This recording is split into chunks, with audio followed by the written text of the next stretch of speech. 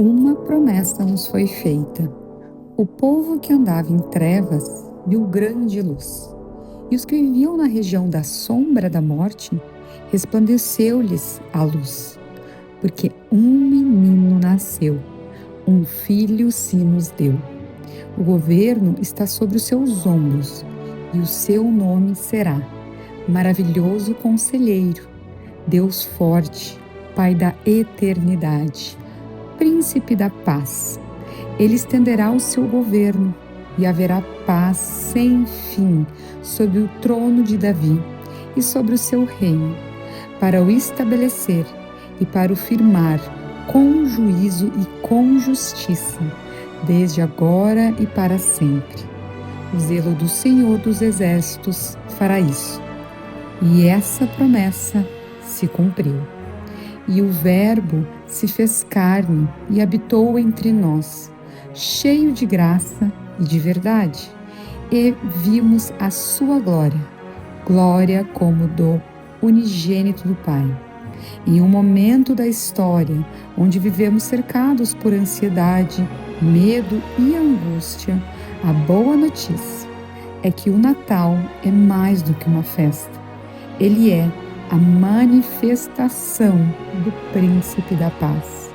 Então, venham viver conosco um Natal de paz.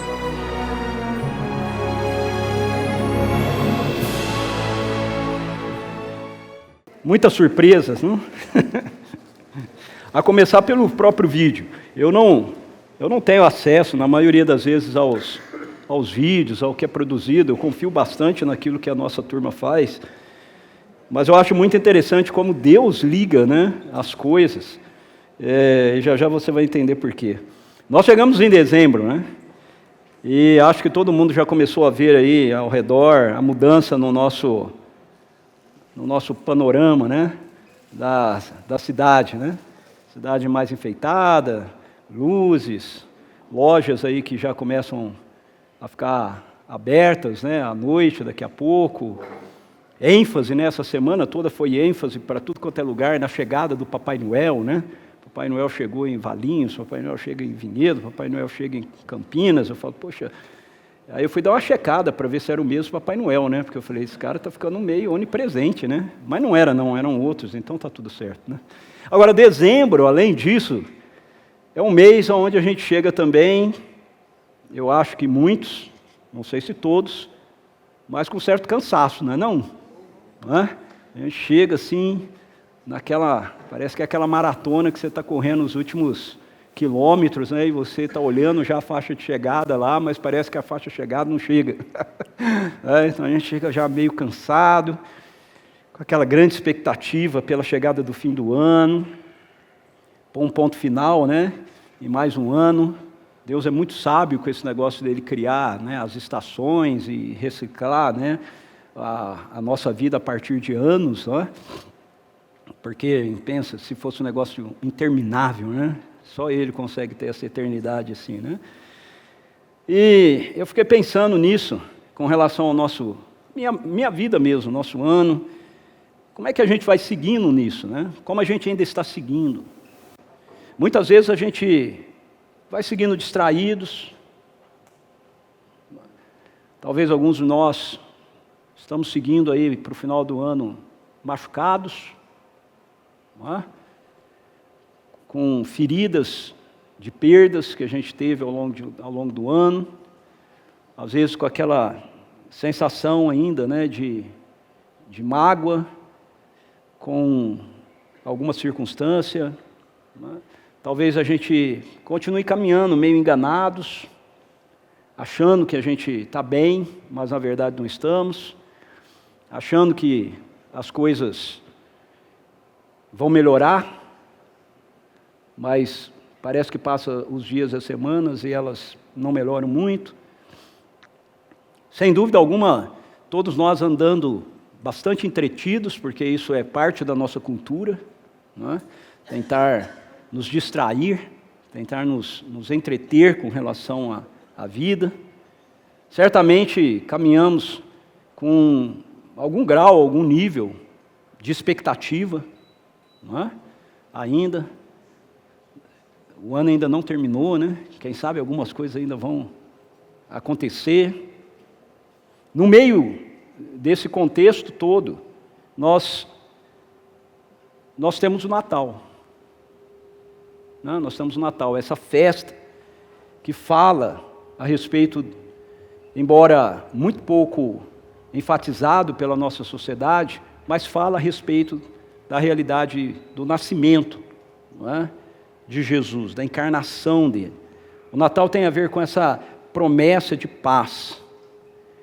A gente precisa lembrar que no contexto onde a festa começa a ser celebrada, o dia a dia era exatamente igual ao nosso.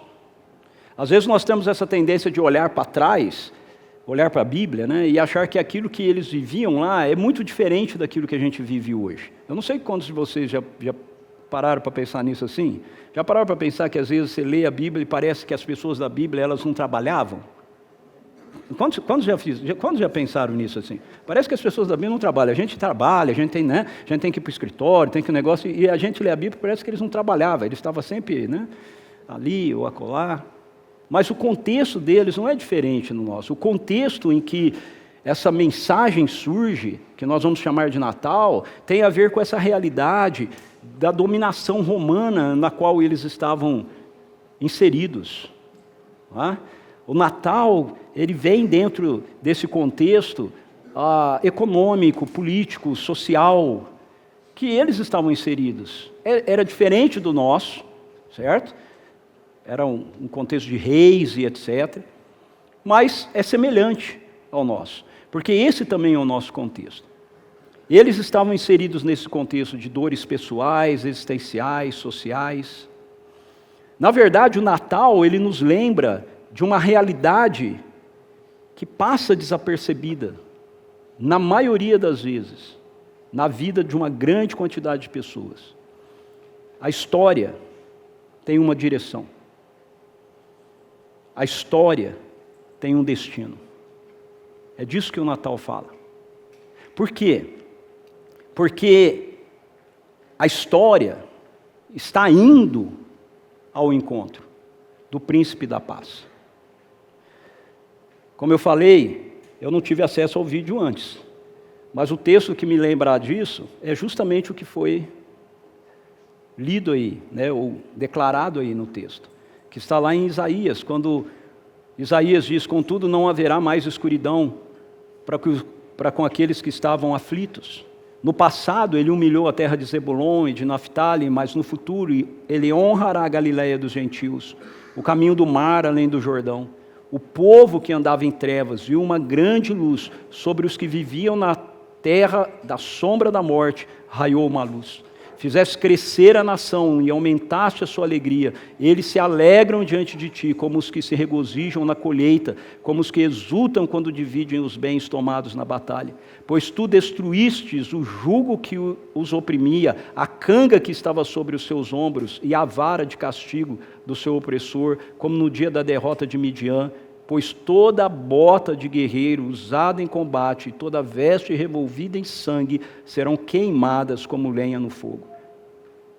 Porque um menino nos nasceu, um filho nos foi dado, e o governo está sobre os seus ombros. Ele será chamado Maravilhoso, Conselheiro, Deus Poderoso, Pai Eterno, Príncipe da Paz. Ele estenderá o seu governo e haverá paz sem fim sobre o trono de Davi e sobre o seu reino estabelecido e mantido com justiça e retidão, desde agora e para sempre. O zelo do Senhor dos Exércitos fará isso. Como foi dito no vídeo de abertura, isso se cumpriu. Quando é que isso se cumpriu? Isso se cumpriu quando Jesus Cristo nasceu. Essa profecia de Isaías, ela tem cumprimento quando Jesus, ele dá o brado, o choro daquele bebê na manjedoura, lá em Belém. Quando isso aconteceu, essa promessa começou a se cumprir. Ela começou a acontecer. Essa é a realidade do Natal. O príncipe da paz chegou.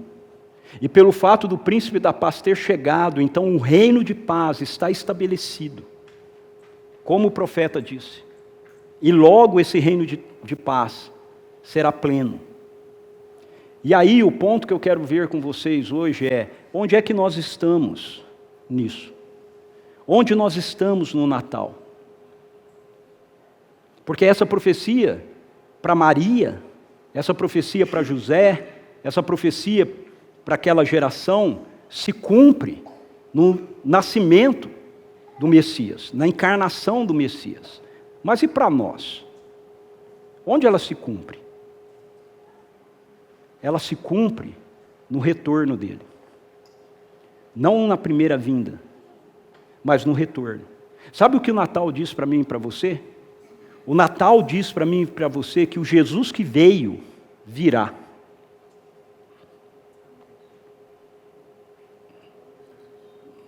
Vamos lá alguém, diria o Mark Schubert. Vamos lá alguém. O Jesus que veio, virá. Ele virá. Entende? Natal não diz respeito meramente a uma questão do passado, alguma coisa que você está celebrando relacionado a um bebezinho que nasceu. Sim, isso é histórico, sim, isso é real, sim, ele nasceu, mas ele que nasceu cresceu, ele que nasceu viveu aqui, ele que nasceu morreu aqui, ele que nasceu ressuscitou aqui, ele que nasceu foi assunto aos céus, e esse que foi assunto aos céus, que nasceu, vai retornar. E é disso que o Natal precisa nos lembrar. Eu quero compartilhar com você algumas pistas de quando o Senhor está para se manifestar. Eles tinham essa profecia de Isaías, e quando eles liam essa profecia de Isaías, eles tinham essa expectativa. Quando é que isso vai acontecer? Quando é que isso vai se manifestar? Quando é que isso vai se dar? E sabe, aí de repente se deu, aconteceu. E é essa mesma perspectiva em relação a nós. Essa profecia que tem início na primeira vinda dele, e que fala a respeito desse destino para onde nós estamos sendo conduzidos, esse retorno do príncipe da paz com o qual nós vamos nos encontrar, quando é que ela vai acontecer? Quando ela se dá? Quais são as pistas que o Senhor está para se mover? A primeira, abra sua Bíblia em Lucas capítulo 1. Eu quero usar o texto que fala a respeito da primeira vinda dele. Veja, é o primeiro ponto que eu quero destacar aqui para você. Quando é que o Senhor está para se manifestar? Quando nós estamos absortos, quando nós estamos distraídos na rotina do nosso dia a dia. Sabe quando você fica absorto nisso, fica perdido, né? As coisas estão acontecendo e você está simplesmente seguindo adiante. Lucas, ele começa o evangelho dele dizendo para Teófilo, que é para quem ele está escrevendo originalmente o evangelho, que ele fez questão de tentar elaborar o texto dele de uma forma sequencial, de uma forma a mais lógica, historicamente falando. E aí ele começa dizendo para a gente a respeito da rotina de um homem, um sacerdote, chamado Zacarias, e a sua mulher Isabel. Lucas capítulo 1, verso 8 a 13, diz para a gente que esse homem, ele era um sacerdote, ele e a mulher dele eram da tribo de Arão, eles não podiam ter filhos, e ele estava fazendo o quê? Ele estava exercendo o seu sacerdócio. Verso 8, e aconteceu que enquanto Zacarias exercia o sacerdócio diante de Deus, na ordem do seu turno, coube-lhe por sorteio, segundo o costume sacerdotal, entrar no santuário do Senhor para queimar o incenso. Durante esse tempo, toda a multidão do povo permanecia na terra, permanecia da parte de fora, orando. E eis que apareceu a Zacarias um anjo do Senhor, em pé à direita do altar do incenso. Ao vê-lo, Zacarias ficou assustado, e o temor do Senhor se apoderou dele. O anjo, porém, lhe disse: não tenha medo, Zacarias, porque a sua oração foi ouvida. Isabel, sua esposa, dará à luz um filho, a quem você dará o nome de João. Zacarias está na rotina dele, na rotina profissional, na rotina sacerdotal. Ele está fazendo aquilo que era costume dos sacerdotes, assim como você, assim como eu, assim como as pessoas. Qual é o seu costume? Diariamente você acorda, você vai tomar café, você vai para o seu trabalho, você está vivendo a sua vida, sabe, inserido dentro dessa rotina aqui, se esquecendo de que existe uma realidade profetizada, que em uma hora vai chegar, ela vai acontecer.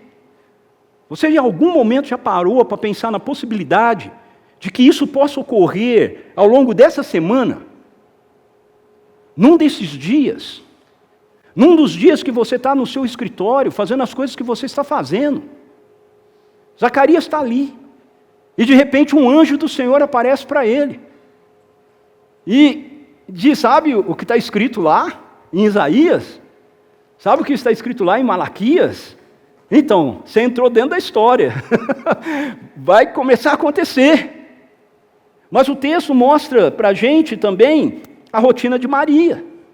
Veja, esse anjo que aparece para Zacarias, ele vai aparecer para Maria. Capítulo 1, verso 26, no 6º mês, o anjo Gabriel foi enviado por Deus a uma cidade da Galiléia chamada Nazaré, a uma virgem que estava comprometida a casar-se com um homem da casa de Davi, cujo nome era José. A virgem se chamava Maria.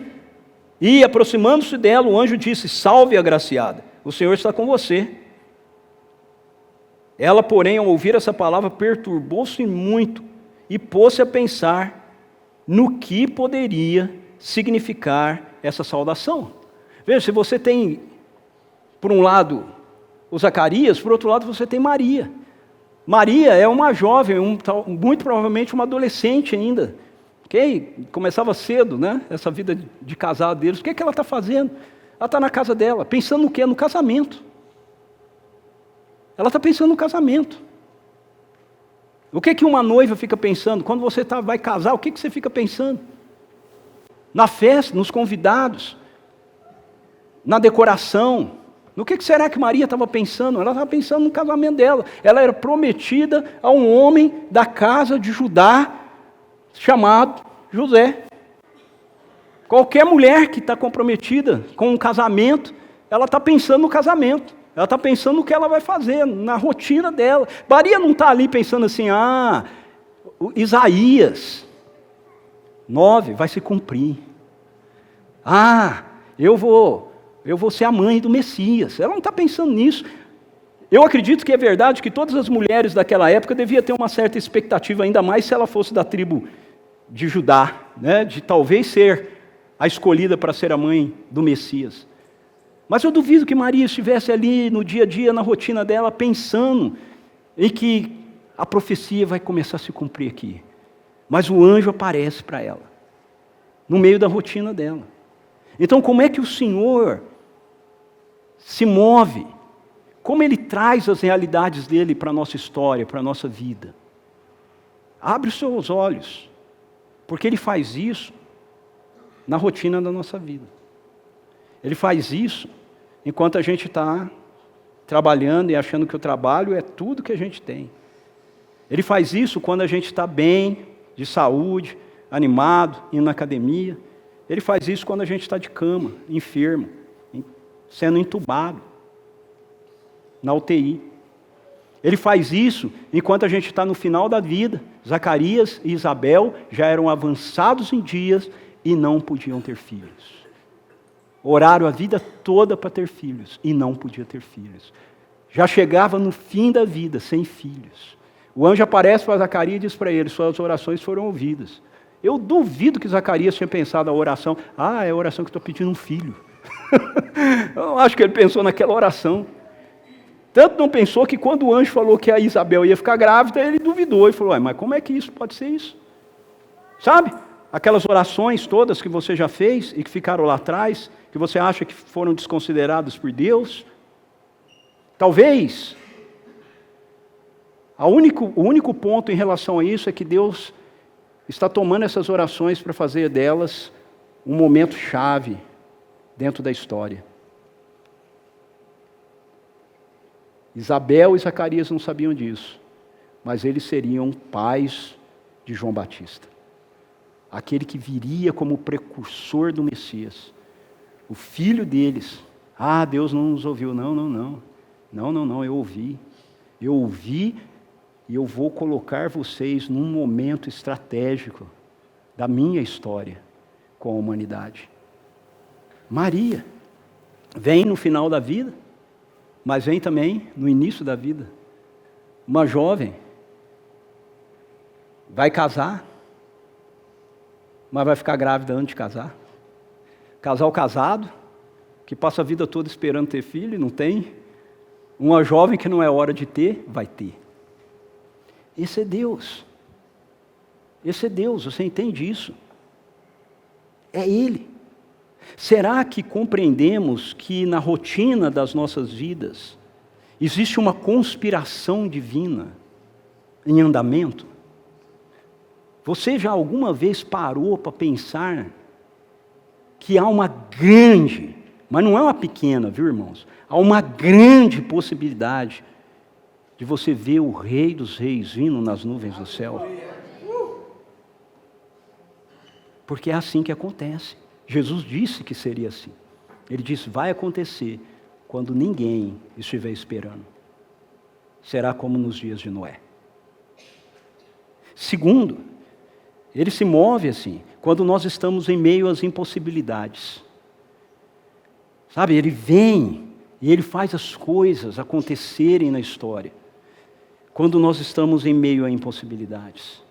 Veja só, na história de Maria, e na história de Isabel, você tem impossibilidades. Isabel, você tem a impossibilidade da esterilidade. Versículos 5 e 6. Nos dias de Herodes, rei da Judéia, houve um sacerdote chamado Zacarias, do turno de Abias. A mulher dele era das filhas de Arão e se chamava Isabel. Ambos eram justos diante de Deus, vivendo de forma irrepreensível em todos os preceitos e mandamentos do Senhor. Eles não tinham filhos, porque Isabel era estéril. E os dois já tinham idade avançada. Uma impossibilidade. Idade avançada. Não podia ter filho, porque ela era estéril. Gente boa. Como diria o pastor Jeremias, gente da melhor qualidade. Irrepreensível na presença do Senhor. Fiel em todos os seus mandamentos. É o que o texto bíblico diz a respeito deles. Em outras palavras, não era crente meia boca que nem a gente, não. Não era, não. Era gente ali, ó. Fiel em todos os preceitos. E lembra que os preceitos aqui é do Antigo Testamento, tá bom? Não é o da graça, não. Do novo. Não é a nova aliança, não. É a antiga. Eles são fiéis em todos os seus preceitos. Mas lidavam com uma impossibilidade.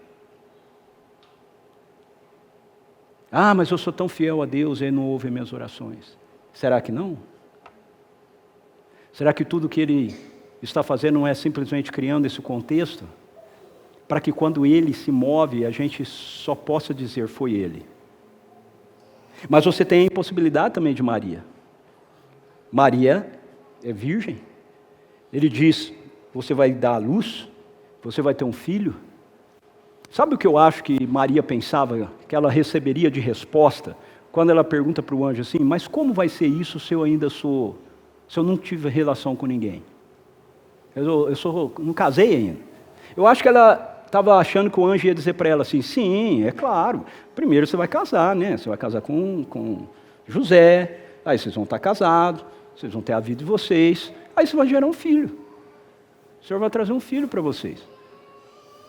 Mas o que ela ouve é simplesmente estonteante. O anjo diz, é isso mesmo. O poder, a sombra do Altíssimo vai te cobrir. E você vai gerar um filho. Por isso o ente santo que estará aí no seu útero, no seu ventre, será chamado Filho do Altíssimo. Ele está dizendo, Deus fará isso dentro de uma impossibilidade. Versos 34 a 37. Então Maria disse ao anjo, como será isso, se eu nunca tive relações com homem algum? O anjo respondeu, o Espírito Santo virá sobre você e o poder do Altíssimo a envolverá com a sua sombra. Por isso também o ente santo que há de nascer será chamado de Filho de Deus. Isabel, aí o anjo dá o spoiler para ela, né? Isabel, sua parenta, igualmente está grávida apesar de sua idade avançada, sendo este já o 6º mês de gestação, para aquela que diziam ser estéril, porque para Deus não há nada impossível. Para Deus não há nada impossível. Quais são as suas impossibilidades? Quais são as impossibilidades do seu casamento? Quais são as impossibilidades dos seus filhos? Quais são as impossibilidades que você vê dentro do seu negócio, na sua empresa? Quais são as impossibilidades que você vê no seu corpo, no seu físico? Quais são as impossibilidades que a gente vê na vida de uma comunidade local como a nossa? Quais são as impossibilidades que a gente enxerga e a gente vê quando nós andamos e olhamos para o nosso país, para a nossa cidade, para a nossa nação? Quais são as impossibilidades que estão presentes?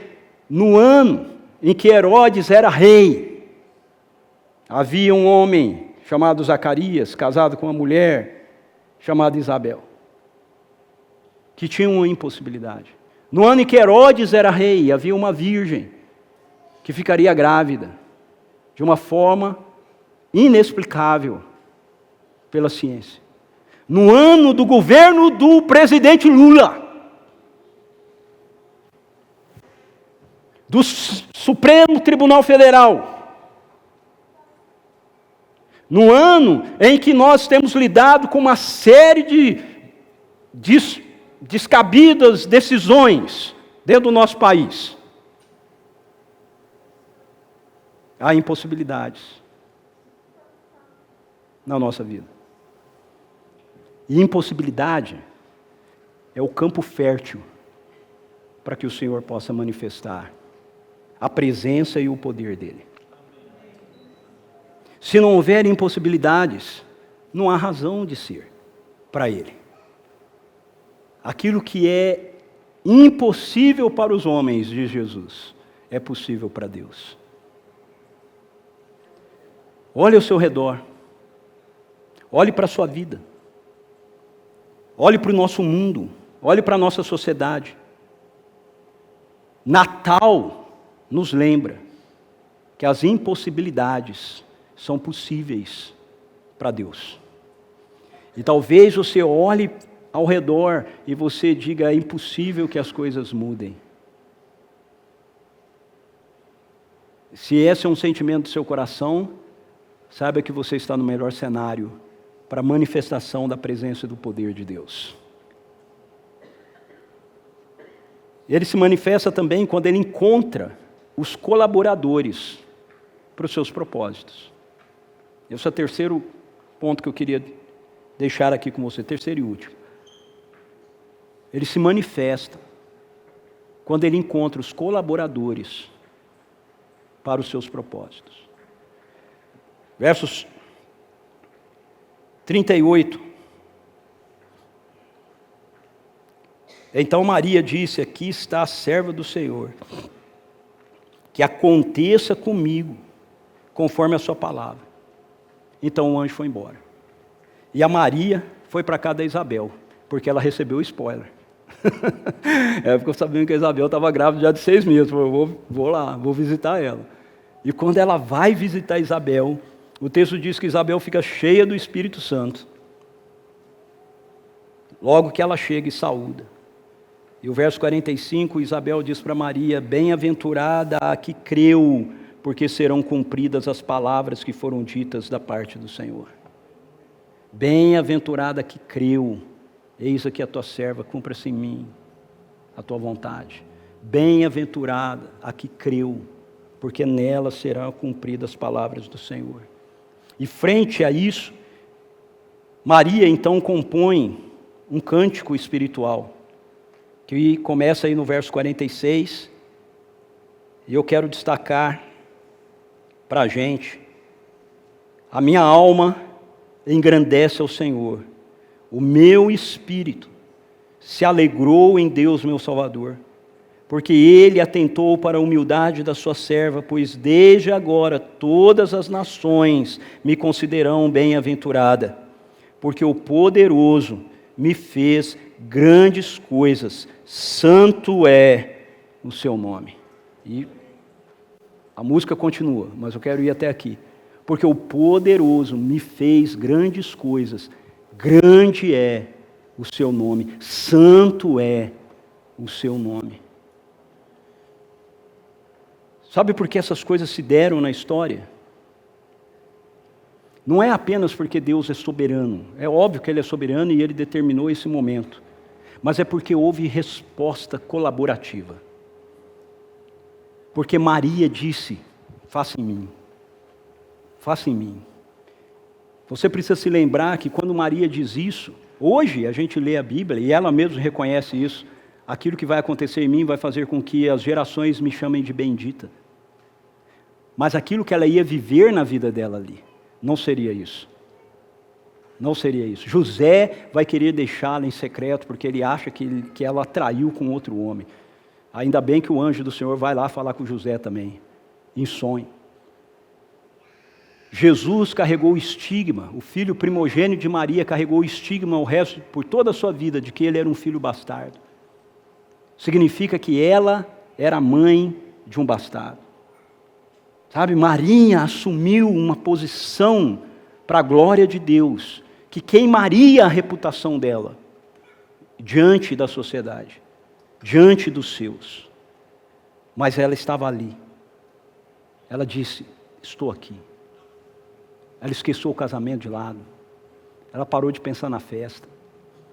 Sabe, ela parou, ela se deu conta que a rotina da vida dela era um negócio menor dentro daquilo que Deus estava construindo na história.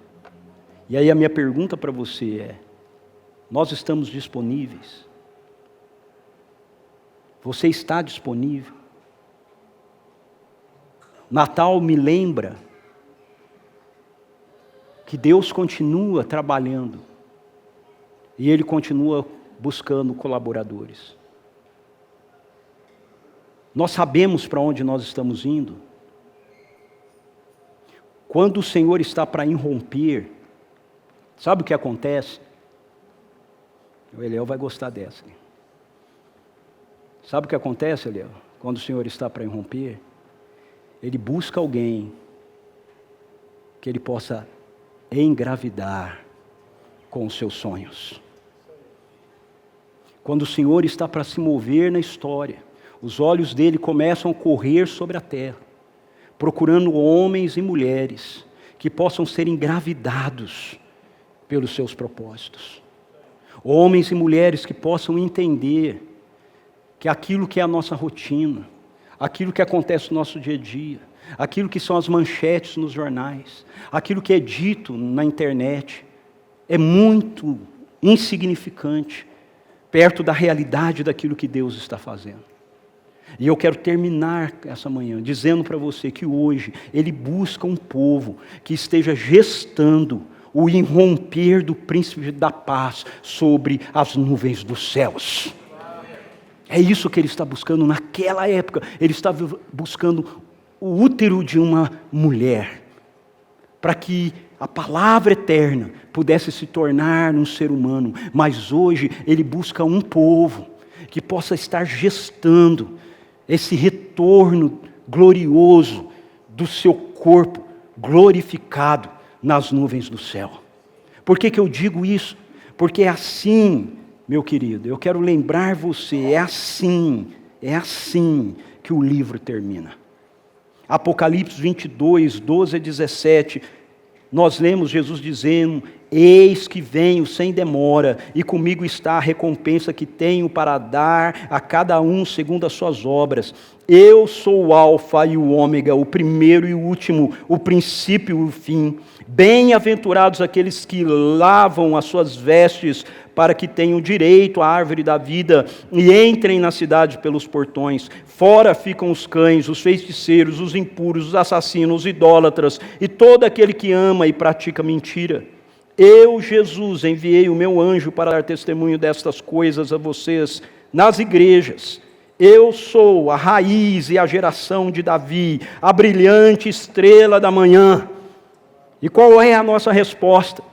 Qual é a nossa colaboração? O que ele está esperando?